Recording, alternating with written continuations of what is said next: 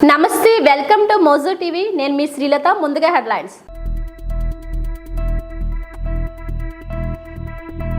YSRCP MLC అభ్యర్థిగా బొత్స సత్యనారాయణ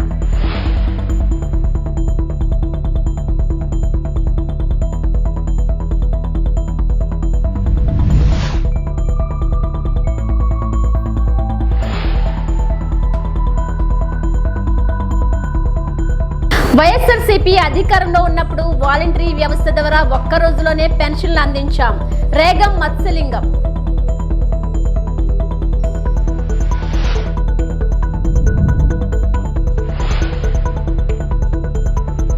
నిరుపేద కుటుంబానికి సహాయం చేసి తన మంచి మనసును చాటుకున్న బిగ్ బాస్ 7 విజేత పల్లవి ప్రశాంత్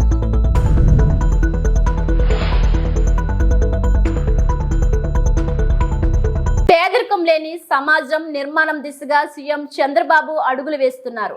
మేం పాలకులం కాదు ప్రజా సేవకులం అంటున్న సీఎం నిరుపేద ఇంటికెళ్లి పెన్షన్ ఇచ్చి బతుకులకు భరోసా కల్పించారు.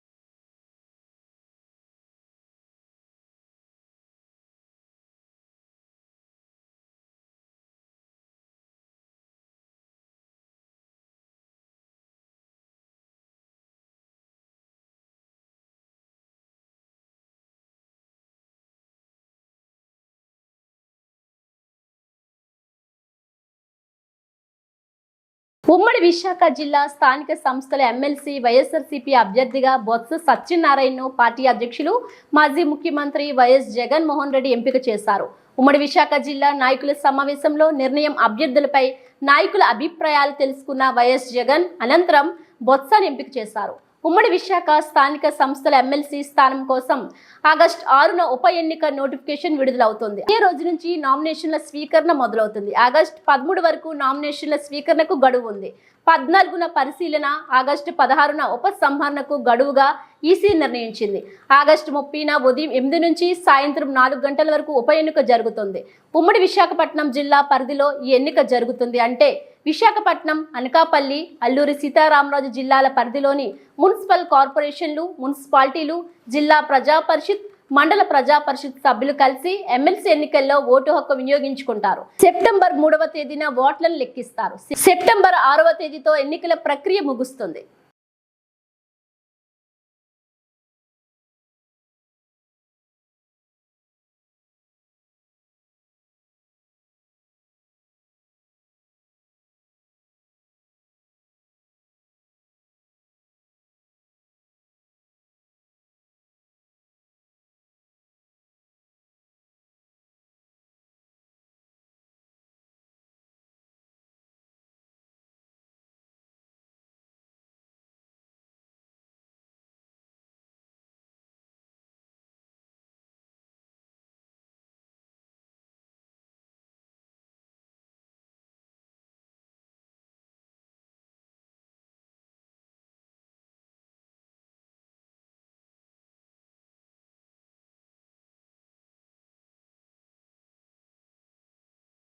వైఎస్ఆర్సీపీ అధికారంలో ఉన్నప్పుడు వాలంటరీ వ్యవస్థ ద్వారా ఒక్క రోజులోనే పెన్షన్లు అందించాం. సూపర్ 6 అనేది ప్రభుత్వం అమలు చేస్తామని ప్రజలను మభ్యపెట్టడానికి చెప్తున్నారు, కానీ వాళ్ళు పూర్తి స్థాయిలో దీన్ని అమలు చేసేలా కనిపించడం లేదు. రేగం మత్స్యలింగం వైఎస్ఆర్సీపీ ఎమ్మెల్యే ఉన్నప్పుడు మా ప్రాంతాల్లో పెన్షన్ అనేటటువంటిది అందాలనుకుంటే కనీసం ఒక రోజులోనే వాలంటీర్ వ్యవస్థ ద్వారా అందించేటటువంటి దాఖలాలు ఉన్నాయి. ఒక పంచాయతీ పరిధిలో సుమారు 20 నుంచి 24 అంబులెన్స్ వరకు కూడా ఉన్నాయి.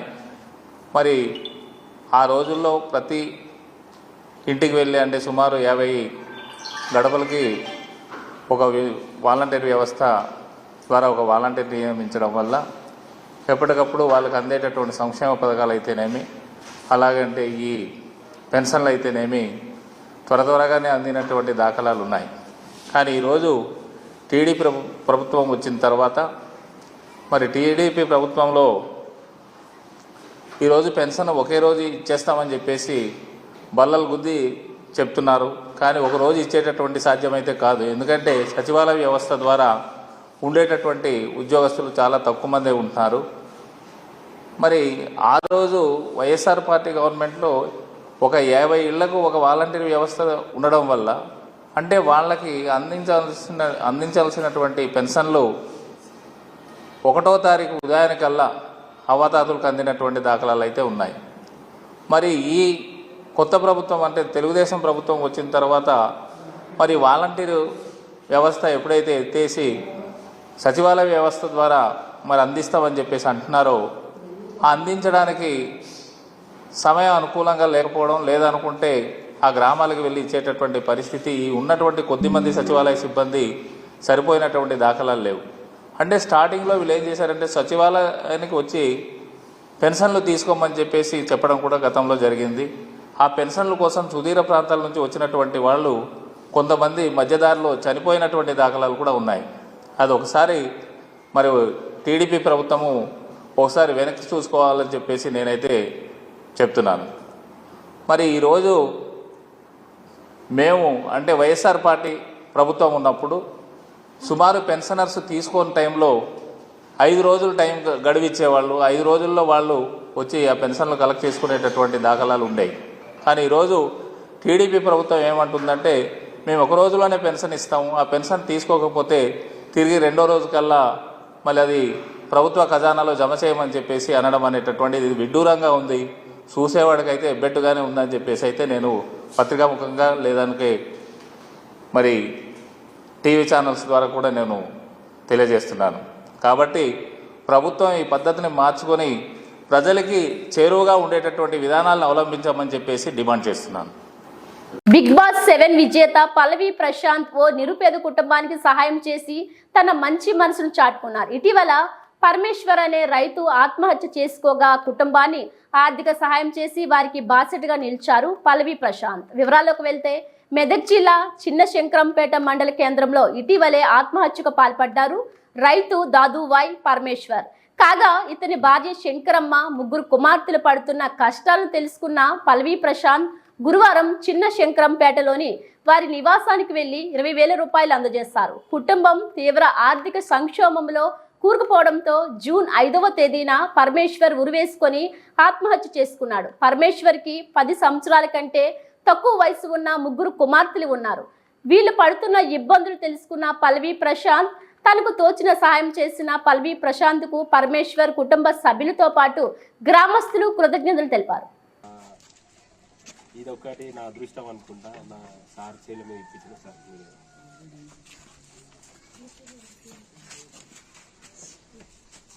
ఆగస్టు మొదటి వారంలోనే హంద్రీనివా కాలువలకు నీరు విడుదల చేసింది కూటమి ప్రభుత్వం.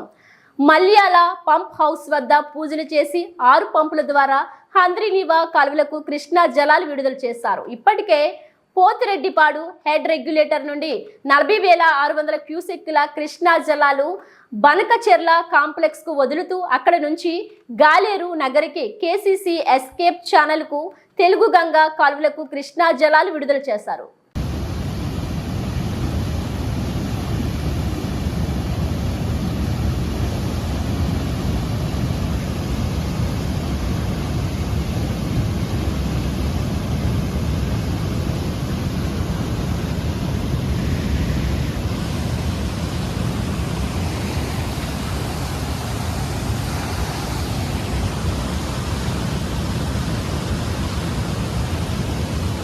అసెంబ్లీలో వర్ధనపేట ఎమ్మెల్యే కేఆర్ నాగరాజు మాట్లాడుతూ తెలంగాణ రాష్ట్రంలో అన్ని రకాల క్రీడలు ప్రోత్సహిస్తూ క్రీడాకారులకు సహకారం ఉద్యోగ భద్రత కల్పించేలా దేశంలోనే అత్యుత్తమ స్పోర్ట్స్ పాలసీని తీసుకురాబోతున్నట్లు ముఖ్యమంత్రి రేవంత్ రెడ్డి అసెంబ్లీలో వెల్లడించారని, అలాగే నా వర్ధనపేట నియోజకవర్గం నుంచి అథ్లెటిక్ క్రీడలో ప్రతిభ కనబర్చిన దీప్తికి తగిన పారితోషికం అందించి ప్రభుత్వం తరపున అన్ని విధాలుగా ఆమెను ఆదుకోవాలని, తెలంగాణ రాష్ట్రంలో ప్రతి జిల్లాకు ఒక అవుట్డోర్ ఇండోర్ స్టేడియంలు నిర్మిస్తే యువకులు మత్తు పదార్థాలకు బానిస కాకుండా క్రీడలు దోహదపడతాయని తెలిపారు. స్టేటస్ ఇవ్వడం, వారిని ఆదరించడం చాలా గొప్ప శుభసూచకం అధ్యక్ష. అలాగే స్పోర్ట్స్ పైన మక్కువ, గౌరవ ముఖ్యమంత్రి గారికి ఉన్న మక్కువ దీని ద్వారా తెలుస్తున్నది అధ్యక్ష. ఒకప్పుడు మన కంబైన్డ్ ఆంధ్రప్రదేశ్లో స్పోర్ట్స్ అండ్ గేమ్స్ అంటే ఒక నిలయంగా ఉండేది అధ్యక్ష. ఎల్బీ స్టేడియం ఎప్పుడు కూడా కలకలలాడుతూ స్పోర్ట్స్ హాస్టళ్లతో, తర్వాత క్రీడాకారులతో ఉండేది అధ్యక్ష. అలాగే నా యొక్క వర్ధనపేట కాన్స్టిట్యున్సీ నుండి పారా అథ్లెట్లో వచ్చిన అమ్మాయి మా దీప్తి అనుకుంటాం, పేరు మర్చిపోయిన అధ్యక్ష, మన్నించాలి. అమ్మాయి కూడా పారా అథ్లెట్లో గోల్డ్ మెడల్ ఏషియా మొన్న వరల్డ్లో కూడా సాధించడం జరిగింది అధ్యక్ష. మీ ద్వారా ముఖ్యమంత్రి గారిని మరియు ఉప ముఖ్యమంత్రి గారిని కూడా వారికి కూడా తగిన పారితోషికం ఇవ్వాలని, అలాగే నేను స్వయంగా hockey national, senior national, junior national, rural nationals ఆడాను అధ్యక్ష. నేను కూడా బేసిక్గా స్పోర్ట్స్ మెన్ అధ్యక్ష. అప్పుడు గౌరవ ముఖ్యమంత్రి గారిని కూడా కేపీఎస్ గిల్ తర్వాత ఇండియన్ హాకీ ఫెడరేషన్కు గౌరవ ముఖ్యమంత్రి గారిని అధ్యక్షునిగా చూడాలని మేము కలలు కన్నాం, కానీ అది కోర్టులో ఉండి, సుప్రీంకోర్టులో ఉండి పెండింగ్ ఉంది అధ్యక్ష. కాబట్టి తప్పనిసరిగా క్రికెట్ అనేది వచ్చినాక మిగతా స్పోర్ట్స్ అండ్ గేమ్స్ మీద చాలా ప్రభావం చూపెట్టింది అధ్యక్ష. అసలు మిగతా గేమ్స్కు ప్రోత్సాహం లేక చాలామంది జాతీయ స్థాయి క్రీడాకారులు వారి యొక్క నైపుణ్యాన్ని చూపెట్టలేకపోతున్నారు. కాబట్టి ఈ యొక్క క్రీడలపైన తప్పనిసరిగా గ్రామీణాల నుండి వస్తేనే సోదరుడు అన్నట్టు ఈ యొక్క మాదక ద్రవ్యాలపైన ఒక పోలీసు మనమే కాదు అధ్యక్ష. ఈ యొక్క యూత్ను మనం డైవర్ట్ చేసి వారిని స్పోర్ట్స్ తరఫు తీసుకుని వస్తే తప్పనిసరిగా గ్రామంలో స్కూల్ నుండి, ఒకప్పుడు school games, rural games, sports festivals, youth festivals అన్ని జరిగేది అధ్యక్ష. కానీ ఇప్పుడు దురదృష్టకరం, ఎక్కడ కూడా ఇవి జరగట్లేదు. వాటిపైన కూడా దృష్టి సారించి తప్పనిసరిగా స్పోర్ట్స్ని ఎంకరేజ్ చేస్తే, గేమ్స్ని ఎంకరేజ్ చేస్తే యువత ఈ చెడు మార్గాన్ని నుండి ఈ యొక్క మార్గానికి వస్తుంది అధ్యక్ష. అలాగే ఈ యొక్క గత ప్రభుత్వంలో కట్టిన ఏదైతే స్పోర్ట్స్కి ఎంకరేజ్ చేసినాం అంటున్నారు అధ్యక్ష, అవన్నీ గ్రామాలలో క్రీడా ప్రాంగణాలని చేశారు అధ్యక్ష. అవన్నీ శ్మశాన వాటికల కాడనో లేకుంటే గ్రామ చివర గుట్టల మధ్యన ఉన్నాయి తప్ప నిరుపయోగంగా ఉన్నాయి అధ్యక్ష. వాటిపైన కూడా కొంచెం విచారణ జరిపించాలి అధ్యక్ష. దానిపైన ఎంత బడ్జెట్ చేశారు, ఎంత చేశారు అనేది అది నిరుపయోగంగా ఉన్నాయి. కాబట్టి వాటిని మళ్ళీ తీసుకుని రావాలంటే తప్పనిసరిగా ప్రతి గ్రామాలలో వాటిని విచారించి వాటిపైన ప్రతి మండలానికా లేక డిస్ట్రిక్ట్ ఒక మంచి స్టేడియంస్ ఇస్తే తప్పనిసరిగా ఈ పిల్లలు పెడదారి నుండి మంచి దారికి వస్తుందని ఆలోచన ఉంది అధ్యక్ష. ఈ యొక్క మంచి ఆలోచనతో పోతున్నందుకు మరొకసారి కాంగ్రెస్ ప్రభుత్వం వచ్చినాక స్పోర్ట్స్ అండ్ గేమ్స్ పైన మక్కువ ఉంది కాబట్టి మరొకసారి వారికి హృదయపూర్వక ధన్యవాదాలు చెప్తున్నాను. వనపర్తి జిల్లాలో ప్రతి ఫ్రైడే డ్రైడేలో భాగంగా శుక్రవారం ఉదయం వనపర్తి పట్టణంలోని 5వ వార్డ్ 18వ వార్డులో జరుగుతున్న డ్రైడే కార్యక్రమాన్ని పరిశీలించారు. మున్సిపల్ సిబ్బంది, అంగన్వాడీ, ఆశా వర్కర్లు వార్డులో ఇంటింటికి తిరిగి పరిసరాల పరిశుభ్రత, దోమల నివారణకు తీసుకోవాల్సిన జాగ్రత్తలపై అవగాహన కల్పిస్తుండగా జిల్లా కలెక్టర్ సైతం డ్రైడే ప్రాముఖ్యతపై ప్రజలకు అవగాహన కల్పించారు. ప్లాస్టిక్ డబ్బాలు, సీసాలు, కొబ్బరి చిప్పలు, పాత కుండలు, పాత టైర్లు ఇంటి ప్రాంగణంలో లేదా ఇంటిపై కప్పుపై పడేయడం వల్ల వాటిలో వర్షపు నీరు నిలువ ఉంటుంది. స్వచ్ఛమైన నిల్వ నీటిలో డెంగ్యూ, మలేరియా వంటి ప్రాణాంతక దోమలు లార్వా పెట్టి వ్యాప్తి చెందుతాయని, ఒకసారి డెంగ్యూ లాంటి వ్యాధి వస్తే లక్షల్లో ఖర్చు చేసుకోవడమే కాకుండా కొన్నిసార్లు ప్రాణాలు పోయే ప్రమాదం ఉంటుందని కలెక్టర్ వివరించారు. అందువల్ల ప్రతి ఒక్కరూ ప్రతి శుక్రవారం డ్రై డే నిర్వహించాలని సూచించారు. తమ ఇంటి పరిసరాల్లో పాత వస్తువులు లేకుండా చూసుకోవడం, నిల్వ నీరు ఎక్కడ ఉండకుండా డ్రై డే రోజు పని చేసుకోవాలని పిలుపునిచ్చారు. పరిసరాలు శుభ్రంగా ఉంటే సీజనల్ వ్యాధుల నుండి తమకు తాము కాపాడుకోవచ్చని, అందుకే ప్రభుత్వం ప్రతి శుక్రవారం డ్రై డేను పకడ్బందీగా నిర్వహించేందుకు ఆదేశాలు జారీ చేసిందన్నారు. వచ్చే సోమవారం నుండి స్వచ్ఛదనం పచ్చదనం అనే ప్రత్యేక కార్యక్రమం నిర్వహించడం జరుగుతుందన్నారు. Municipal commissioner Purnachander, municipal chairman Puttupakula Mahesh, ZP CEO Yadaiah, ASHA వర్కర్లు, అంగన్వాడీ కార్యకర్తలు, మున్సిపల్ సిబ్బంది తదితరులు కలెక్టర్ వెంట ఉన్నారు. It has to be publicized. Divided activities. So, అందరికీ నమస్కారం. సో మీలో చాలా మంది నేను బీసీ కూడా అటెండ్ అయ్యారు, especially mandal special officers, MPDOs కూడా ఈ గ్రూప్స్లో కూడా చెప్పి ఉంటారు. Now, Government of Telangana has launched a flagship program, పచ్చదనం స్వచ్ఛదనం. స్వచ్ఛదనం పచ్చదనం అనే ప్రోగ్రామ్ 5th ఆగస్ట్ నుంచి 9 ఆగస్ట్ వరకు మన గవర్నమెంట్ లాంచ్ చేశారు. దీంట్లో మెయిన్లీ క్లీన్లీనెస్, పరిశుభ్రత మరియు గ్రీనరీ. మనం రెగ్యులర్గా మీరు ఏదైతే స్పెషల్ ఆఫీసర్గా చేస్తున్నారో, ఎంపీడీఓ చేస్తున్నారో, ఎంపీఓగా చేస్తున్నారో. వనపర్తి జిల్లాలో ప్రజల సమస్యల పరిష్కారంలో పాలకులు విఫలమయ్యారని సిపిఐ జిల్లా నేతలు ఆరోపించారు. ప్రజల సమస్యలు పరిష్కరించాలని డిమాండ్ చేస్తూ సిపిఐ పట్టణ కమిటీ ఆధ్వర్యంలో వనపర్తి మున్సిపాలిటీ వద్ద ధర్నా చేశారు. ముందుగా అంబేద్కర్ చౌక్ నుంచి మున్సిపల్ కార్యాలయం వరకు ర్యాలీ నిర్వహించి ధర్నా నిర్వహించారు.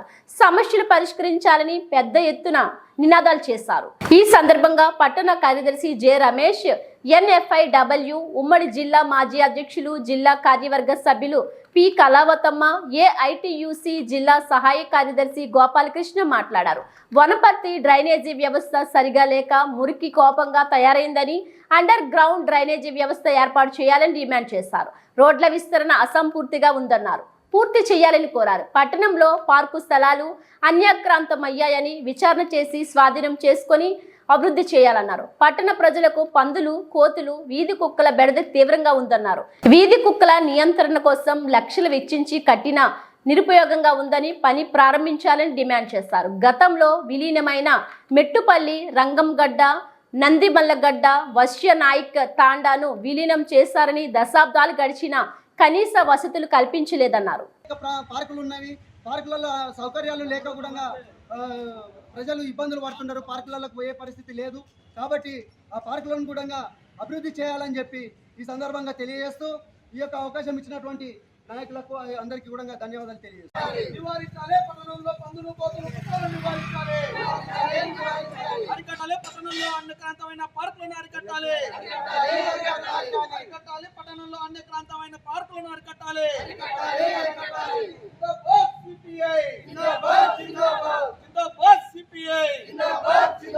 పరిష్కరించాలి పట్టణంలో నెలకొన్న సమస్యలను వెంటనే పరిష్కరించాలి. రావాలి కమిషనర్ గారు బయటికి వెంటనే. రావాలి కమిషనర్ బయటికి వెంటనే. రావాలి కమిషనర్ గారు బయటికి వెంటనే.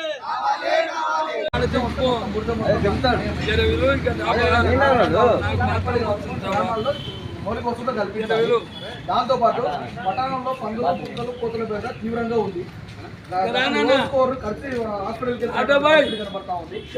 వాటిని నివారించాలి. గతంలో కుక్కలకు సంబంధించినటువంటి నియంత్రణ కోసం సపరేట్ గా షెడ్ ఏర్పాటు చేశారు. కానీ అది ఏర్పాటు చేశారు కానీ ఒక చూడడానికి ఉంది, చేస్తున్న పద్ధతిలో ఉంది. దాన్ని వెంటనే ప్రారంభించాలి. దాన్ని నివారణ చర్యలు చేపట్టాలి అనేది. చేపట్టాలి. దాన్ని ఇంకోటి చేయండి, దాన్ని ఇంకోటి చేయాలి. మీరు మీ కార్యక్రమం మీరు కొనసాగించి కార్యక్రమాన్ని ఇంకోటి చేయాలి. ఏందనేది మీకు కనపడుతుంది. ఇంకోటి చేయడంలో పార్కులు అనేకాంత ఉపసంహరించుకునే ప్రయత్నం చేయాలి. అంటే ఏదైతే పార్కులు అనేకాంతమైనాయో చేసుకోవాలి. ఇప్పుడు మీకు వీళ్ళు 2 ఇచ్చిన ఆటలలో ఈ ఇందాక పెట్టుకున్న మీటింగ్ ఏంటంటే పార్కులో లేఅవుట్ ఓపెన్ స్పేసెస్ లేదా ఇవేలా ఇల్లీగల్ లేఅవుట్ ఓపెన్ స్పేసెస్, పార్కులు, పట్టణ ప్రకృతి వనాలు ఏవైతే ఉన్నాయో వాటి అన్నింటినీ ఐడెంటిఫై చేసి ఒక 10 టీములు తయారు చేసి 12 టీములు చేసి వాటిని ఐడెంటిఫై చేసి వాళ్ళు చెట్లు పెట్టి వాటిని ప్రొటెక్ట్ చేయడానికి నాగార్జున సాగర్ ఎడమ కాలువ నీటిని విడుదల చేసిన మంత్రుల బృందం. శ్రీశైలం ప్రాజెక్టు నుండి భారీగా వరద నీరు వచ్చి చేరుతుండడంతో నాగార్జునసాగర్ ప్రాజెక్ట్ ఎడమ కాలువకు తాగు సాగు అవసరాలకు నీటిని విడుదల చేసిన మంత్రులు ఉత్తమ్ కుమార్ రెడ్డి, కోమటిరెడ్డి వెంకటరెడ్డి, పాల్గొన్న ఎమ్మెల్యేలు బాలునాయక్, బత్తుల లక్ష్మారెడ్డి రోజుకు 500 క్యూసెక్కుల చొప్పున పెంచుకుంటూ 11 రోజుల పాటు నీటిని విడుదల చేశారు.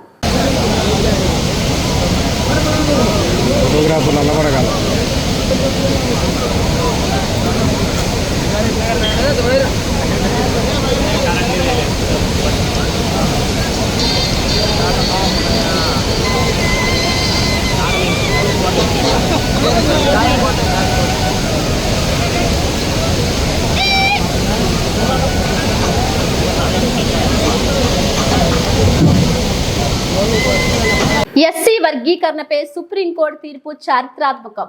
కాంగ్రెస్ పార్టీ మండలం అధ్యక్షులు వడ్ల నవీన్ కుమార్ మెదక్ జిల్లా చేగుంట మండల కాంగ్రెస్ పార్టీ తరపున నేడు అంబేద్కర్ విగ్రహాన్ని పూలదండ వేసిన మండల కాంగ్రెస్ పార్టీ అధ్యక్షులు వడ్ల నవీన్ కుమార్ తాను మాట్లాడుతూ ఎస్సీ వర్గీకరణపై సుప్రీంకోర్టు తీర్పు చారిత్రకమని అన్నారు. అలాగే అణగారిన వర్గాల దశాబ్దాల పోరాటానికి న్యాయం జరిగిందని, ఎస్సీ వర్గీకరణతో ఎంతో మందికి విద్యా ఉద్యోగుల లబ్ధి చేకూరుతుందని అన్నారు.